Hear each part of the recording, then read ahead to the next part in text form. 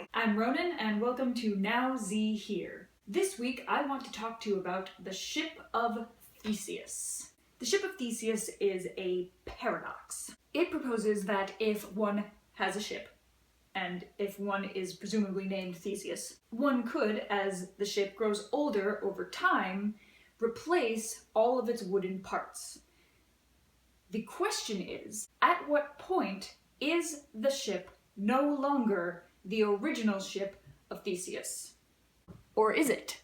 This is a paradox because there is no right or wrong answer. You could say, of course it's the same ship because the idea of the ship, the name and the reputation matters more than the actual parts that the ship is made out of. Or, of course it's not the same ship because you've replaced every part. It is made of different pieces and therefore it is no longer the same. You could even get really mathematical with it and decide, well, at the point at which 51% of the ship was replaced, then it was no longer the ship, and therefore I know that is the numbers. I have the answer. You don't. So it's an interesting thought experiment. But why am I bringing it up today?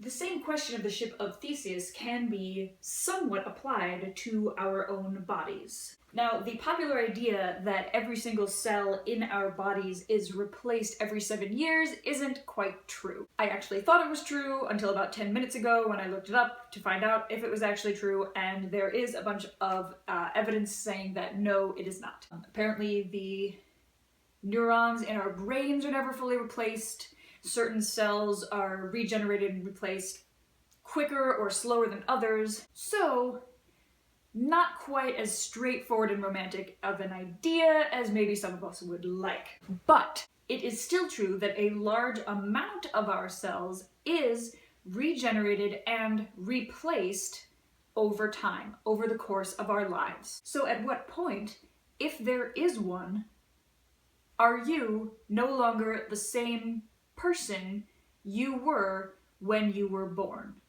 Is that small collection of neurons that persist throughout a large portion of your life all that matters? Everything that they hold on to, your thoughts, your desires, your memories, which are flawed, by the way, we know they are, is that the total sum of you? Is that all that matters? Even if you believe that's all that matters, we are getting new ideas and new memories all the time. Even as the elasticity of the brain erodes, there is still the possibility for learning. So at what point, at which new idea, do you become a different person? If you believe the cells and the body do matter, the question then becomes, at which point did you even become unique? Are the cells that divided and became the body that is you still somehow connected to their original source? And is that source connected to the previous original source and sources and so on, basically until the beginning of humanity and the beginning of time? You can head down a pretty deep rabbit hole trying to figure this all out. But of course that's the point, because there is no right or wrong answer. Now, as far as what I believe, if we're taking the ship of Theseus paradox to the extreme of comparing it to ourselves and our role in humanity, I do think it's all interconnected. I think it's fair to say that we are all pieces and parts in the ship, and we are constantly regenerating and recreating ourselves, and potentially making ourselves into something different.